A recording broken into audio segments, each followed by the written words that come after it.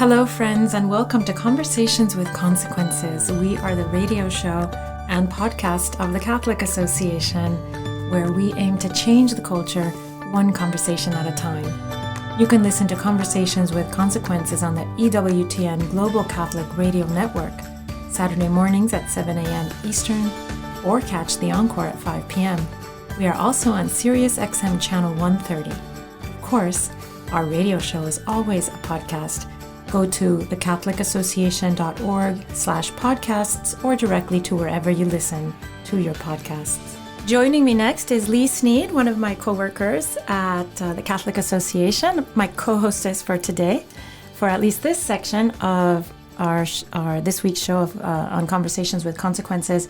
We are going to talk about the new Vatican document called Dignitas Infinita. Infinite Dignity, a wonderful title for a document that, in my opinion, is long delayed in the way that it addresses certain issues that have been roiling everyone, but in a special way, Catholics who, have to live in a complicated world and need the support of the church, the teaching branch of the church, the teaching function of the church, to help us understand how we ought to approach certain things using those eternal truths that the church always holds and promotes and defends. And so, very important on the infinite dignity of human beings. Welcome to the show, Lee. Thank you. So glad to be here. Yeah, I think you're exactly right. I think it says really firmly some things that maybe we've heard or that we know, but it readdresses, I think, the idea and of what our ontological dignity, what that means, because I think a lot of people use dignity in lots of different ways and it gets misinterpreted by everyone. And so I think this explaining that I think Charlie Camosi put it this way, that you just by being human, you have it. Exactly. So we're all born, we're all created with this innate dignity. And I think even something just sometimes clarifying terms is so helpful in understanding, what the magisterium is teaching us. Well, let me say, so in the beginning of the document, a good part of the document has to do with understanding what human dignity means. And you use the word ontological. So they even describe 4 different kinds of dignity. And the most important one is ontological dignity. And I'll say what it is. It's the indelible. Ontological dignity is indelible and remains valid beyond any circumstances in which the person may find themselves. It cannot be lost. So, as you said, it's inherent to the humanity of the person. It has nothing to do with whether they can reason or whether they're able to express themselves, whether, it has nothing to do with their position in life, their circumstance, their abilities. For instance, that would include people with disabilities or mental disabilities, the unborn child. So ontologic meaning attached to the person, period. And the person is any human being. I think that's really it's almost, to us Catholics, it seems like something, of course it applies to everybody. But let's be real. Out there in the world, when you talk about personhood, people are excluding persons. Absolutely all the time. Yeah, in their speech and in their actions, absolutely, people are dismissed. And, I think people use, just the word dignified or acting in an undignified manner, which I think sort of takes away from what what Pope Francis is saying here in terms of our ontological dignity. Mm-hmm. Another kind of dignity is moral, and that has to do with the way that people exercise their freedom, right? So human beings are free to act on their will, to use their will to act in this world. They have freedom. And when you can lose your moral dignity, unlike your ontological dignity, when you use this freedom to act against the law of love. And this is beautifully explained in the document. I thought that was great. And then there is there's social dignity, which has to do with the person's living conditions. So when we say that the poor they don't have dignified lives, that's because their living conditions it contradicts their ontological dignity.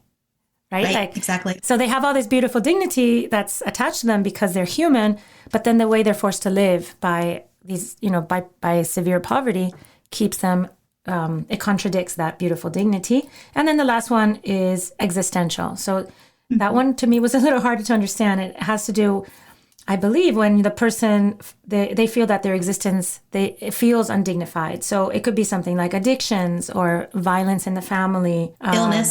Illness. So, illness. I hadn't thought of that. I'm glad you mentioned that. My father I've talked about this so much on the air, but my father died of ALS now a little over something over a year. And for him, he felt very undignified. He felt it was very undignified. And I think that's exactly right. He felt violated in his dignity by the terrible ravages of the disease. So thank you for saying that. Oh, sure. Yeah. Well, I think too that recalling this idea that our ontological dignity reminds us that, we're embodied beings, that, we don't subscribe to a dualistic philosophy, our bodies are an expression of who we are, and we're created that way. And as embodied beings, we're dependent upon one another from, conception till natural death. And I think for a lot of people, like you're saying, your father, I think when the tables turn and you have to be dependent upon your baby, essentially, it's a very tough point in life that I think that, we have to reach. But again, as embodied beings, we sort of take suffering as part of the package. But again, the modern world likes to forget that suffering is a necessary part of our embodied humanity. Well, I know it sanctified my father, so suffering has that wonderful effect on us. And sometimes we have to thank God for it, right? Even though it's very painful. You mentioned a word, you just said a word, you said relational. And part of the document, and really I recommend everyone to read this document. It has pearls of wisdom in it all over. And one of them is the relational structure of the human person. And I'll just read a sentence. There's an ever-growing risk of reducing human dignity to the ability to determine one's identity and future independently of others, without regard for one's membership in the human community. But human dignity also encompasses the capacity inherent in human nature to assume obligations vis-a-vis others. And that's, I think, in Christianity in general, in Catholicism in particular, we make a big emphasis on the relational condition, the relational essence of man. A man or a woman is most alive when they are in relationship. Number one, with God, of course, but also with other people. Like, we exist in that. And that has to do also with our responsibilities. It's not just, I feel great because I have all these wonderful people to talk to and I'm shining and I'm glowing. No, I also I feel I am fulfilled in as much as I fulfill my responsibilities to others. Yeah, and that's why I think it's so great that we have the Mass, that we don't, at least a weekly reminder of that relational aspect of our being, and that, we're not just worshiping in a quiet corner by ourselves, although obviously quiet prayer alone is very good. But, we get together with, the other members of our Catholic community, and we celebrate the Mass together. And for me, anyway, that is a nice, and, saying the responses, praying together is always a good reminder that we're not just in this alone.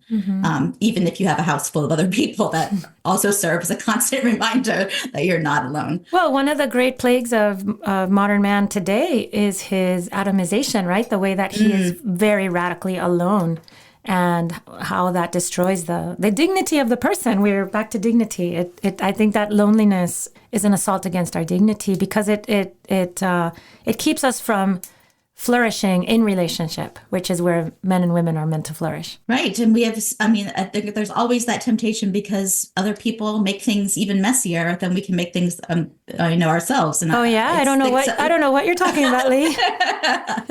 So, it's easier to just kind of, do things on your own. And now we have this whole fake world where you can feel like you're connecting through screens. Exactly. You kind of kid yourself that you're in community when, there's no flesh and blood. There's, you really could just be some brain in a jar somewhere. It's not. Yeah, you're not right. Like thing. false, like you think you're existing on a relational basis, and you're really not, because it's so removed through a screen. And maybe also because you don't form responsibilities towards these people, because they remain strangers, right? They're not the people around you that you have to keep getting up to rush to serve, which is what makes you human. Right. And what makes everyone mean on Twitter.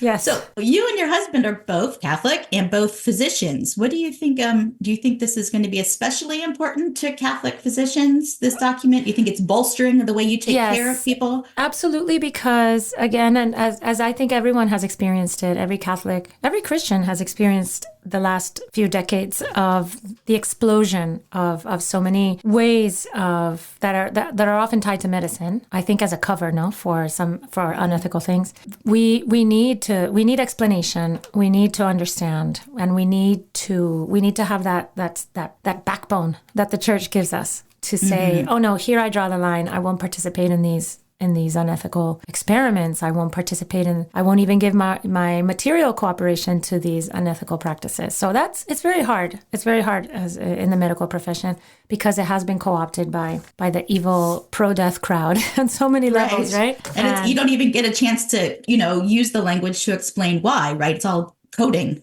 for insurance and everything. Exactly. And you get dragged into it against your will. So let's talk about some of the important parts of the document that have to do with specific violations of human dignity. And the document lists several, and some of them are very obvious. So there's poverty, and we talked about that already.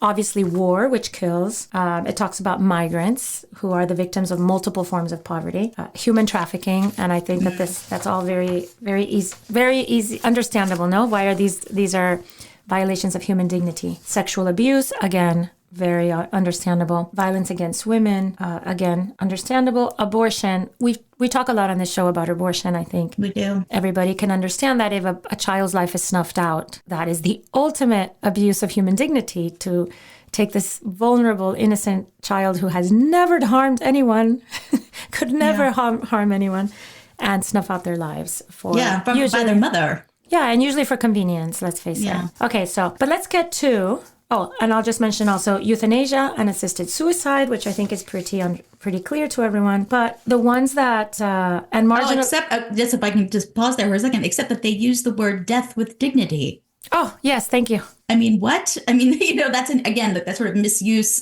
and abuse even of the word in that case. I mean, because people don't want to embrace that dependentness they have on other people. And Gil Meilander writes, I forget what the name of the essay is, but he talks about how he wants to be a burden to his kids in old life. Me too. Me too. Yeah. I mean, it's amazing. I mean, it's like, yes, of course. Like people say, I don't want to be a burden. No, he wants to be. And it's like, yes, we should all have that courage in our, Well, you know why I say me too? Because my own experience with my father, he was a tremendous burden on all of us. And we bloomed and flowered and flourished. Absolutely. Carrying that burden. It was painful. I cried a lot. Yeah. And I hurt for him. But wow, what a development of our personalities and our character and our virtues that we wouldn't have had the chance to develop if it weren't for having to carry that burden. Oh, I'm so glad you brought that up. And they do call it death with dignity. And that brings us back to what we talked about a few moments ago, which is the misunderstanding of human dignity. So the modern world out there, it mischaracterizes dignity as the ability to express your own individuality, and it leaves it right there, right? So it's all cerebral. It doesn't have anything to do with the whole person, as we see it, anyway. Right. So ending someone's life, again, like abortion or in euthanasia or assisted suicide, goes contrary at its foundation to ontological human dignity. But it's easy. It saves money. It's all these sort of very practical terms that completely ignore what you're saying, the ontological dignity of us as, created in God's image. And I don't know how to explain that in ways that don't involve, the light of Christ, because that's the life we live. Well, unfortunately, what we have found in general, you have found, I have found, people have found talking about euthanasia and assisted suicide, that people really do understand the slippery slope argument. Because even if they start from a point, which I think is wrong, but at least it's closer to the truth, that people who are suffering insanely should, maybe like a mercy killing, right? Like you would do to your dog if they're very sick. If you start from that point, it very easily devolves into what we're seeing in places like Canada, where they are euthanizing autistic adults, children. Yeah. In some countries, they're euthanizing children. Because... Yeah, well, and I think it's a good sign that that's making some headlines, that it's, it's not just us worrying about it, that if it becomes like an actual news item for the mainstream media. I liked where you were going, though, with some of these obvious things that I think can appeal to everyone across the board. And I think this is where you're going, Gracie, but just, back me up or correct me if I'm wrong. But I think surrogacy is one that gets people a little bit caught up because just like other ARTs, they're thinking, oh, we're not aborting babies, we're making life. This is great. How can this be against, our human dignity? This is good for people. People are becoming parents. People are being generous with their uteruses, They see it as a generosity and a gift. Like the child is a gift. A child is always a gift. So how can you say that this means of acquiring a child? Right. And I think the woman's being, is consensually agreed to do this, or she's being, compensated monetarily. How can it be against her, innate dignity, to be just the incubator? Well, let me give you the words. Let me give you the words from the document. Let's hear it. Because they're very, very good. So this is from Pope Francis, where they quoted him. The path to peace calls for respect for life, for every human life, starting with the life of the unborn child in the mother's womb, which cannot be suppressed or turned into an object of trafficking. In this regard, I deem deplorable the practice of so-called surrogate motherhood, which represents a grave violation of the dignity of the woman and the child, based on the exploitation of situations of the mother's and material needs. A child is always a gift and never the basis of a commercial contract. So there we have some very interesting concepts, right? So if the child is a gift, then it can't also be the basis of a commercial contract. There's a grave violation of the dignity of woman because she's being exploited most of the time because of her material needs. The child becomes an object instead of something in itself or in his or herself, infinitely worthy, infinitely dignified in their ontological dignity. Let's see, they go on. First and foremost, the practice of surrogacy violates the dignity of the child. Indeed, every child possesses an intangible dignity that is clearly expressed at every stage of his or her life, from the moment of conception, at birth, growing up as a boy or girl, and becoming an adult. Because of this unalienable dignity, the child has the right to have a fully human and not artificially induced origin, and to receive the gift of a life that manifests both the dignity of the giver and that of the receiver. Oh, that brings tears to my eyes. Yeah, no, it's really beautiful. It's a really beautiful document. Yeah, so I think this is the crux of where people misunderstand surrogacy, because they don't understand that for that child to have their fully human origin, that their dignity, the child's dignity, necessitates their fully human origin. Like we can't take away from the child's fully human origin and turn them into a manufactured product, right? Yeah. Wow. On demand. And if this part finishes, the legitimate desire to have a child cannot be transformed into a right to a child that fails to respect the dignity of the child as a recipient of the gift of life. Yeah. Well, it's really great, this document. This puts paid to the idea that surrogacy ever dignifies the child, right? I mean, it's a complete violation of the ontological dignity of the child. And then they finish by talking about the dignity of woman, whether she's coerced into it or chooses to subject herself to it freely. For in this practice, the woman is detached from the child growing in her and becomes a mere means subservient to the arbitrary gain or desire of others. Wow. Wow. A lot of people getting injured in this process. So the woman becomes an instrument instead of someone expressing her full ontological dignity, living in dignity, and the horrible detachment from the child. Yeah. You and I both have adopted children, and we think very much, we consider very much their birth parents, especially their mothers who held them in their wombs. They were part of their mothers, and then they were detached, and their mothers lost them, and that's a horrible hurt. Yeah. And in surrogacy, that hurt happens every time on purpose. For our children, it wasn't on purpose. Yeah, and I think that too, it's important to say that when we say that the child is robbed of that inherent dignity that comes from, created through two sex beings. We certainly don't mean that a child who is, let's say, a victim of surrogacy, right? Because if they were born that way, they are God's creation too. They also have they have ontological dignity. Mm-hmm. We're not saying that. And I think that's another thing people shy away from is they're so worried that any negative talk about how a child comes into the world reflects the feelings about that child. Okay, but then the document, starting with the definition of dignity, starting with the ontological dignity, there is nothing that can take away from any human being's dignity. Yeah. We can contradict it, right? By forcing them to live in poverty, or by trafficking them, or by using them as surrogate mothers. So we can contradict it. We can abuse it or dirty it, but we can't remove it. We can do it to ourselves by acting against our conscience. Exactly. We can abuse our own dignity and abuse the dignity of others, but we cannot obliterate it. We cannot remove it, because that attaches to the person because they're made in the image of God. Yeah. Wow. It makes so much sense. Yeah, it's all coming together. I'll also say, I think everyone should take a look at this document, but also the pillars coverage I found to be very interesting and very helpful. They had a few people weigh in, Charlie Camosi, Abigail Favale. I can't remember who else, but anyway, the pillars there's coverage been very of this is good. great. Yeah, the pillars been very good on this. We only have 5 minutes left, so let's focus on the thing that's raising antennas everywhere, and that's the very good attack on gender theory on behalf of the church here.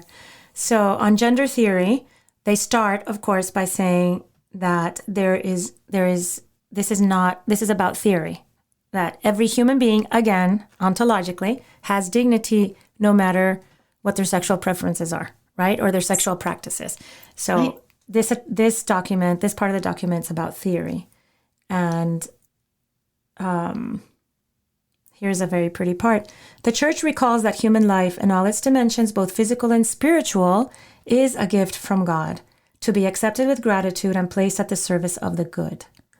Desiring a personal self-determination, as gender theory prescribes, apart from this fundamental truth that human life is a gift, amounts to a concession to the age-old temptation to make oneself God, entering into competition with the true God of love revealed to us in the gospel.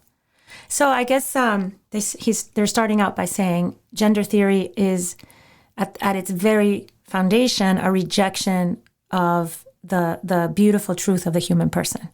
The created, embodied reality of the male and the female. It's so much dualism that it can, that it's something that you think or, that you decide without any relation to your body.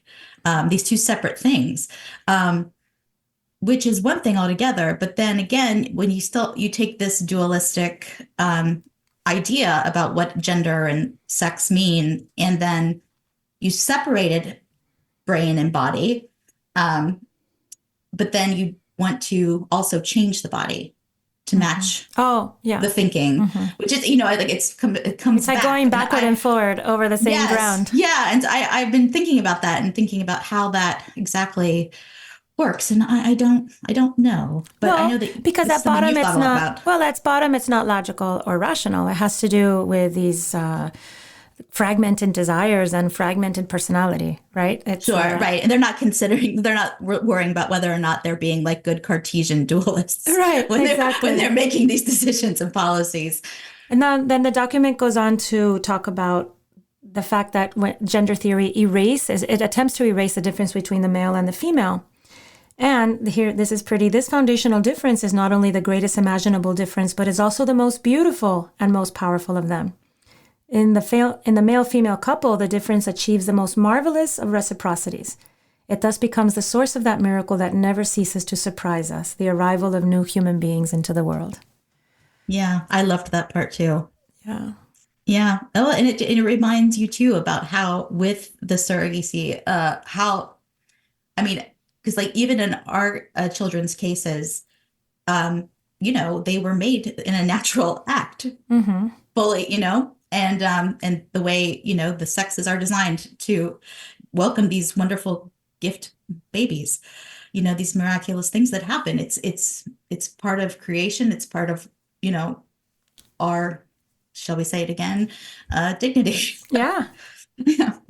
This is pretty Ontological. Only by acknowledging and accepting this difference in reciprocity between the male and the female can each person fully discover themselves, their dignity, and their identity.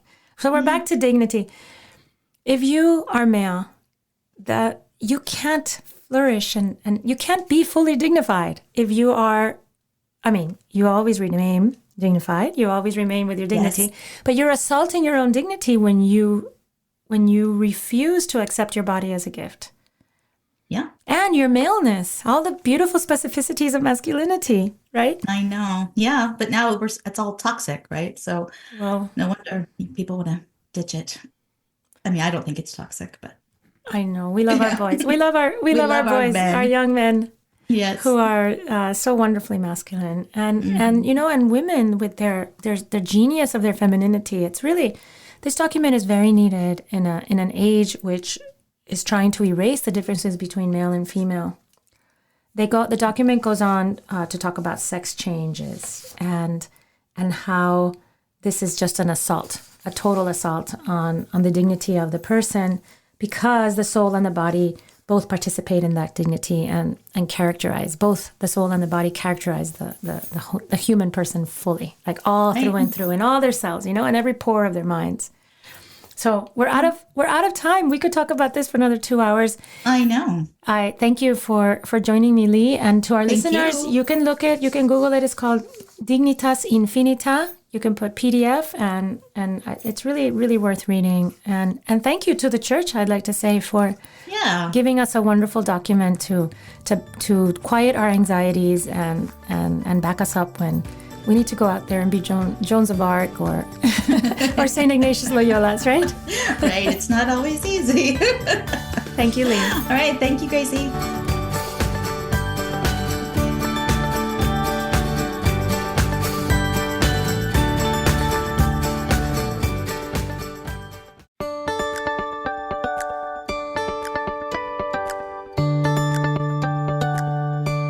Joining me next is John Bursh, an old friend of the show. He's an attorney at the Alliance Defending Freedom. We're going to talk about a very important case that'll be up before will be argued before the Supreme Court next week. It has to do with something called EMTALA. Let me give you what that means. That's the Emergency Medical Treatment and Active Labor Act. So welcome to the show, John. Thank you. So great to be back. So that's sort of a mouthful. We'll call it EMTALA from now on, but I wanted to say it. I wanted to give all the words because part of it is the Active Labor Act, and it's a very interesting federal law that was passed in 1986. Tell us all about it, please, John. Give us the short version of EMTALA and what the Biden administration has tried to do with this great federal law. Sure. EMTALA was a bipartisan law that was enacted by Congress in the 1980s. President Reagan signed it into law, and it was addressing a very specific problem. Sometimes if an indigent person, no money, no insurance, showed up at a hospital emergency room and they were in critical condition, the hospital would not take them in and provide them care or find another facility that could care for them. They would just be dumped. Mm-hmm. And so EMTALA became known as an anti-patient dumping statute. But EMTALA is part of the Medicare Act, which is a really big statute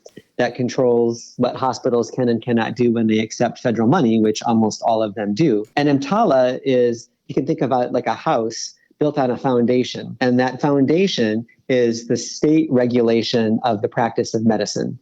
So the Medicare Act specifically says that none of its provisions should be construed such that a federal employee, an officer, is regulating the practice of medicine. And so all EMTALA does is require you to treat someone who's in need, but it doesn't require you to offer treatments that aren't otherwise available at the hospital. And that could be because you don't have enough room, your beds are full, that would be a reason. It may be because you don't have the specialty that they require. There's a famous Ninth Circuit case where there was a small rural hospital without a mental health ward, and someone needed mental health treatment, and they couldn't provide it. And the court said, well, that's fine because it wasn't available. But it also applies to things that aren't available as a result of the state regulation of medical practice. And in Idaho, who's on the other side of this case, they have a Defense of Life Act, which was enacted in 2020 to protect the lives of women and their unborn children by preventing doctors from performing abortions unless necessary to save the life of the mother. So for years, everyone understood EMTALA the same way. You have to treat everybody the same, but you don't have to provide a treatment that state law prohibits or you otherwise don't have available. And then Dobbs came along. And initially, President Biden said, well, now all the states get to decide what their abortion laws will be. And then very shortly after that, he said, well, no, on second thought,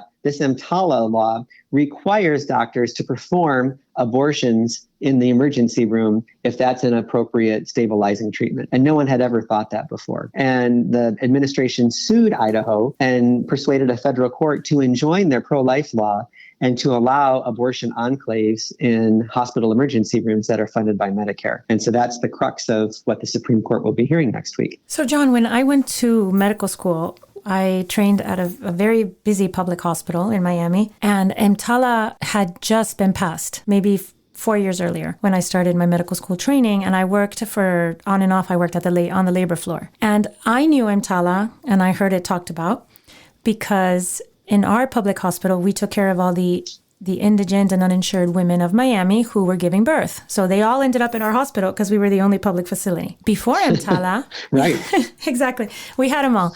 And it was a crazy labor floor. It was, there were no epidurals because, the epidurals are expensive and the pain won't kill you. So it was a crazy place. Anyway, the point is, I heard stories about the times before EMTALA. So before EMTALA, just a few years earlier, when a woman who was indigent or uninsured would show up at one of the private hospitals of Miami in active labor, and that's part of the law, active labor, she could be turned away. And so she would have to get back in a car or a taxi or a bus to make her way to us at the public hospital where we would receive her and she could give birth. So imagine the danger of that situation, of being in full active labor, maybe just a few minutes from birth, and being turned away at a private hospital. So EMTALA solved that. And so EMTALA is a great part of Medicare, right?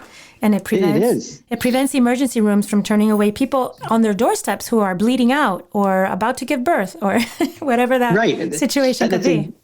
Exactly what it was supposed to do and what everybody understood it to do until the Biden administration reinterpreted it after Dobbs. So imagine that you're working at your hospital down there in Miami, and instead of a pregnant woman coming in labor because we want to take it out of the abortion context, imagine that the indigent woman needed a kidney transplant in order to stabilize her. And there happened to be another patient in the stall next to her in the emergency room, and she had an extra kidney. You couldn't just go in and take it because EMTALA requires you to stabilize the first woman. Oh. Or even if the second patient was that willing... That doesn't seem fair, John. No, or even if the second patient was willing to donate it, you likely have a state medical board that decides who is entitled to get a kidney transplant. Maybe it should go instead to a 20-year-old young woman who has a long life ahead of her instead of a patient who's already in her late 70s and has terminal cancer because the state medical board determines that kidney has a better use. Well, the hospital isn't required by EMTALA to make the kidney transfer just because that's a stabilizing treatment. It takes the regulation of the state practice of medicine as it finds it. Or another example, if Florida prohibited marijuana, and a doctor thought that marijuana would be the best stabilizing treatment for someone who came in with a really intense pain, they wouldn't be obligated to do that because state law prohibits it. EMTALA always takes state licensing standards and what doctors are allowed to do or not do in a state as it finds them. And it doesn't create obligations that conflict. And here, both of the laws are life affirming. Obviously, as you described, EMTALA, it had helped those women who were in labor. Idaho's Defense of Life Act is also life affirming. And so there shouldn't be any conflict. And there certainly shouldn't be a mandate to violate state law by giving an abortion that's prohibited. So the strange schizophrenic aspect of this, to me, reading the Biden administration's brief, is that the administration or the Department of Justice is trying to take a life-saving law and turn it into a mandate for abortion, which, correct me if I'm wrong, but it would seem to run counter against many states' defense of life regulations and laws. Absolutely. Idaho was just a test case for them, but they've also promulgated regulations that require this in every state that has a pro-life law. And that would include states, unlike Idaho, which have just bans on late-term abortions. Say someone was at 25 weeks and a state law prohibited any abortions after 22 weeks when the baby was viable. The government would say that they have to perform abortions too. And what's really curious, really sad about the government's position, besides the fact that it was manufactured to respond to Dobbs after 40 years of everyone agreeing what EMTALA meant, is that EMTALA has a provision that defines an unborn child as a patient that's entitled to treatment as well. And so they're taking a law that Congress specifically used to recognize the importance of safeguarding the life of an unborn child and turning it into a weapon to take it. The government's brief describes 2 or 3 situations which they say would require an abortion on an emergency basis. And I would say as a physician, that's completely wrong. So for instance, they mention preeclampsia, which is when a pregnant woman has dangerously high blood pressure. The treatment for that is delivery of the child, which is not an abortion. So in that point, they conflate abortion with a proper medical treatment, which is delivery, which may result in the child who doesn't survive because it might be too early in the pregnancy or the child's development, but is not an abortion. So do you agree with that? That's how I read the DOJ brief, as conflating proper medical treatments with abortion, and in a way that's not understood by either the medical profession or just more widely by the public. That's exactly right. And in the administration's view, abortion is always the necessary treatment. So say that you had a woman who came in and she was 18 weeks pregnant and she had a premature rupture of her membranes. And that's a very serious condition for mom and the baby. For the mom, it's possible that she could develop an infection, which could be fatal. And obviously, it's very dangerous for the baby if there's no amniotic fluid anymore. But in some of those instances, when you have that premature rupture, it's possible to wait and see what happens. Mm-hmm. And there was an example in Idaho where a mom at 18 weeks had her premature rupture of membranes. And rather than asking for an abortion or suggesting an abortion, the doctor said, well, let's wait and see. We'll take your temperature. We'll monitor your white blood cell count. We'll have a prescription for anti-infection in case you need that, but let's just wait. And she didn't end up having any problems. And she was able to carry that baby in good health all the way to 23 weeks, at which point it was delivered, and mom and baby were fine. Mm-hmm. Well, that's exactly the way that the Defense of Life Act and EMTALA are supposed to work together to protect them both. There's 2 patients. And yet the Biden administration's position would be that the doctor should have ordered an abortion immediately as soon as the woman walked into the hospital with this medical issue. And it just shows that abortion is not the only way to treat someone who's having a medical problem. And oftentimes it's the exact wrong thing to do. But the Biden administration's goal here, I think, is even more nefarious than that, because a mental health condition can be a serious medical condition. And so if a woman before viability or after viability, could show up at the emergency room and say, I'm so depressed about having this baby that if I am forced to have the baby, I might kill myself. And in the Biden administration's view, that would then liberate the doctor to say, oh, here's your mifepristone and your mifepristol. You can have an abortion. Whereas Idaho would say, let's treat the mental health problem, but you can't have the abortion because it's not necessary to save the mother's life. And we want to protect them both. The Biden administration is looking to use EMTALA as an abortion enclave in pro-life states in every emergency room where the hospital accepts Medicare dollars. And because it's all in the Biden administration's view, up to the doctor's judgment, that means abortion on demand. Plain and simple. You've really shocked me, John. I hadn't imagined that scenario. That's absolutely heinous. that could, and I'll tell you why. I'll tell you why it's heinous, because as a physician, I know many physicians of all different stripes, emergency room doctors, radiologists. I mean, we come in all flavors, but most of us do not participate in abortion, and we refuse to participate in abortions. This is true even of OBGYNs, because as doctors, we are trained in the defense and protection and enhancement of human life. So to try to co-opt all of us, because that's basically what will happen, right? If you're the radiologist working in an emergency room, you're going to be suddenly pulled into abortions in progress in the ER. And that's not what we do. We, as radiologists, we don't participate in abortions in progress, right? As a whole. And those poor emergency room physicians having to be, people say, well, pro-life doctors. I would propose that the vast majority of doctors are pro-life in that sense. Like maybe they're not out with placards in front of the Supreme Court, but they are engaged in the defense and promotion of human life. That's their vocation. Yeah, I think that's right. And you can imagine the situation with a pro-life OBGYN who might spend most of their time on the labor and delivery floor, but they're a hospitalist. And so they also will come down to the emergency room to help with a pregnant woman's emergencies. And she may have already spoken to the hospital administration about her conscience and got an exemption from all the right people. And she's up there on the 8th floor in the labor and delivery unit. And all of a sudden the call comes in. There's a woman who's pregnant and she's in distress in the emergency room. And she comes down. And as she's scrubbing up, she doesn't know whether she's dealing with a patient who's having a miscarriage or some other problem with the pregnancy, or whether she just took mifepristol and this is the completion of an abortion.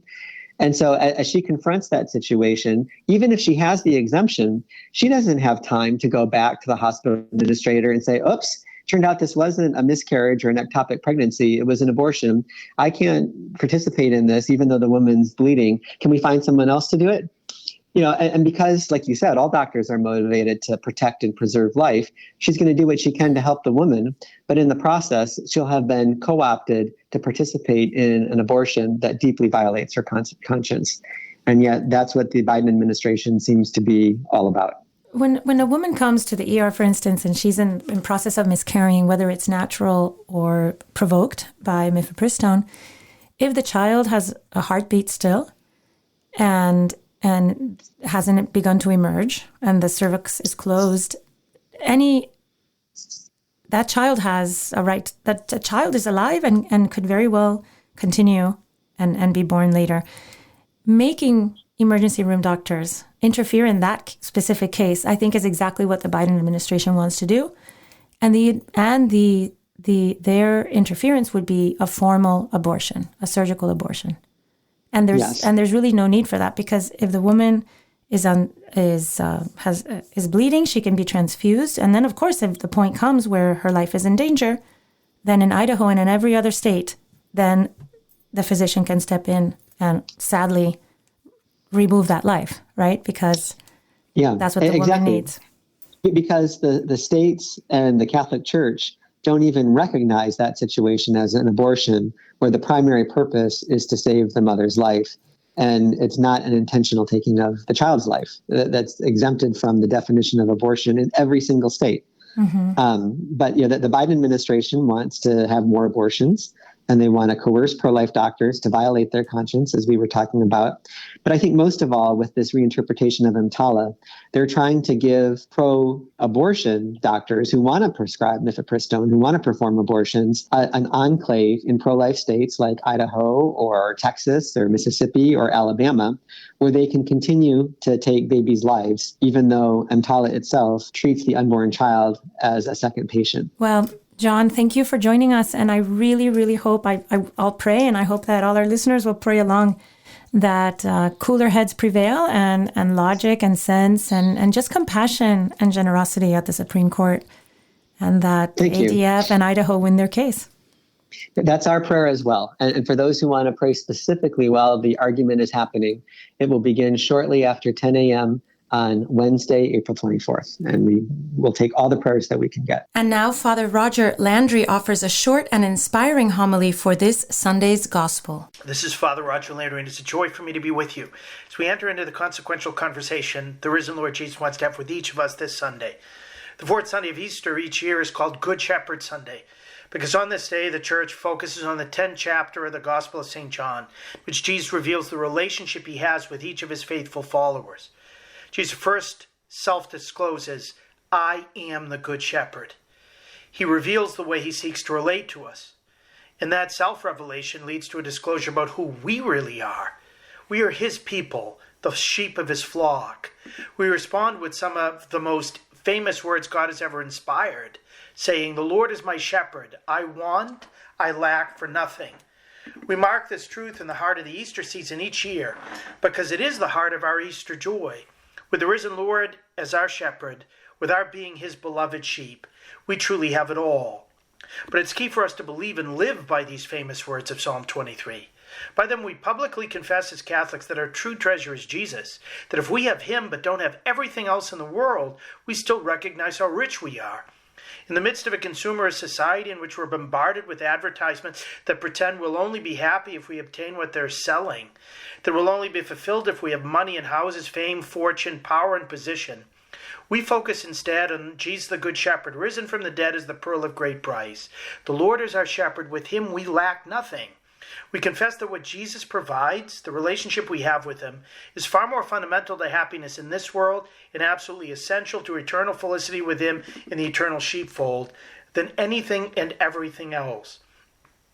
Throughout the Good Shepherd discourse, Jesus gives us in the 10th chapter of St. John, roughly a different third of which we get every year, Jesus reveals that he does for us essentially three things. For us to be good sheep of the Good Shepherd, we need to allow him to shepherd us and transform us in these three ways. First, Jesus calls us by name, knows us, and leads us out. He knows his sheep, and his sheep know him, he says. We're not a number, just one of a vast multitude. We're unique to him. He knows our story. He knows us like no other. He knows our strengths and weaknesses. And we're called to know him in return, to live in relationship with him, to relate to him, for example, like Mary and the saints, like Mary Magdalene and so many reconciled sinners. And knowing us as he does, he calls us. He gives us a vocation to be his. We hear his voice and recognize it. And that call is not a one-time summons, but rather, Jesus is our good shepherd, guides us always. We not only have to hear that call, but need to follow it. To follow the Good Shepherd as he leads us down sometimes dark valleys, sometimes onto verdant pastures, and ultimately to the eternal sheepfold.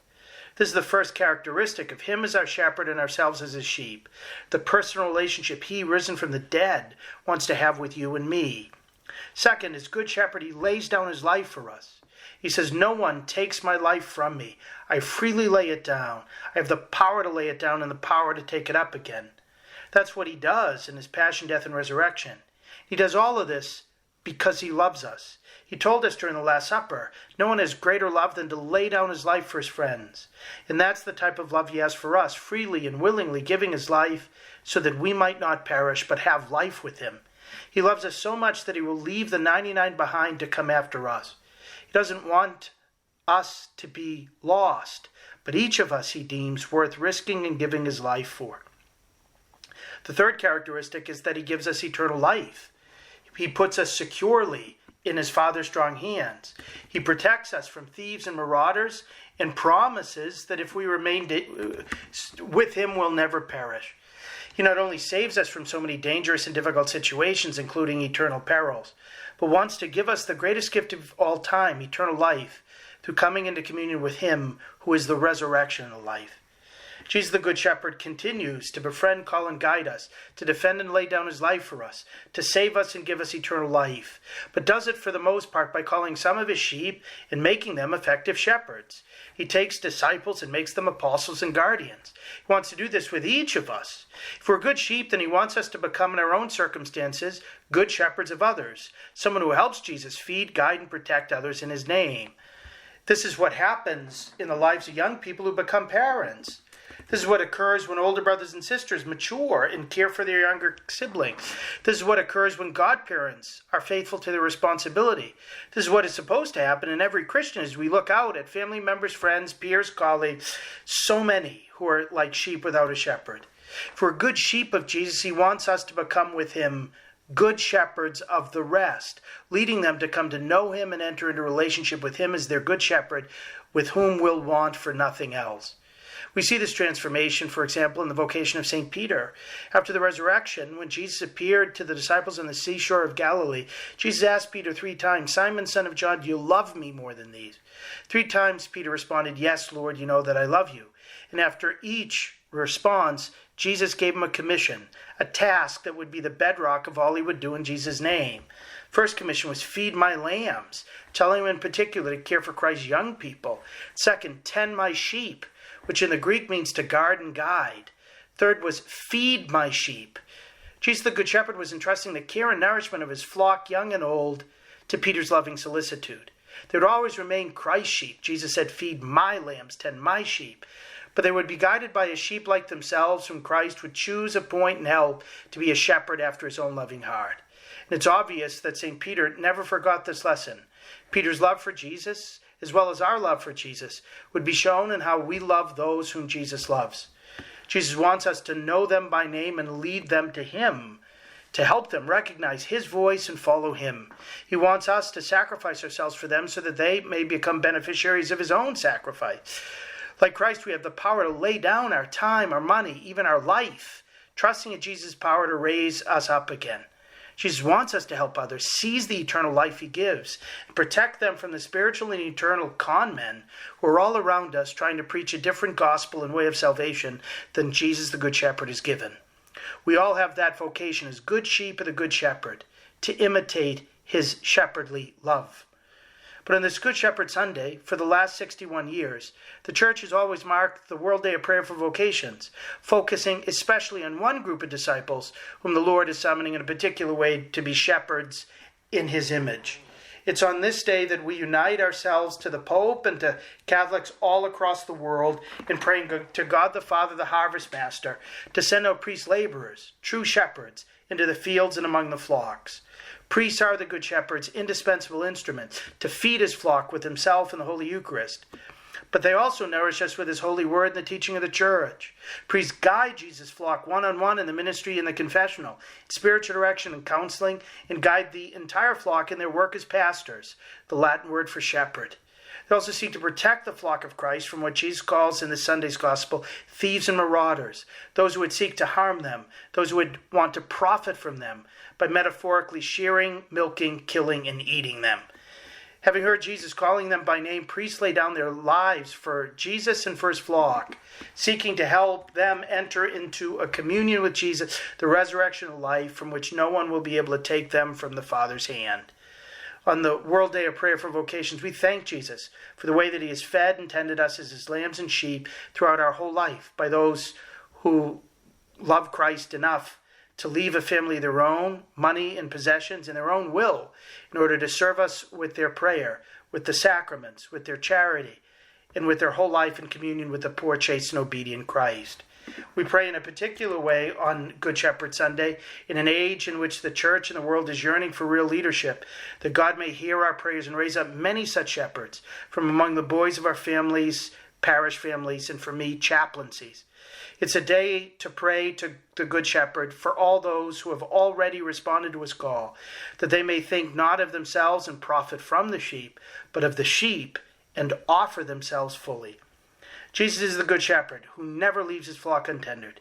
He continues to feed, lead, and protect us, continues to nourish, guide, and defend us. In a particular way, through the priests he makes pastors after his own heart. As we prepare to listen to the Good Shepherd's voice speaking to us in the Gospel this Sunday, we ask him to make us ever more grateful for the table he has prepared for us and for the priesthood that uniquely makes this great banquet of life possible. We ask him to make us ever more attentive to his voice speaking to us through the Church, so that we may know how to follow him through his priests all the way to the verdant pastures and the sheepfold of heaven. God bless you. Thank you, Father. To learn more about Father Landry, check out his website. It's called catholicpreaching.com, and make sure to catch his writings at EWTN's National Catholic Register, where he's a regular contributor. With that, I leave you, and thank you again for being our listeners, and we continue to pray for you always.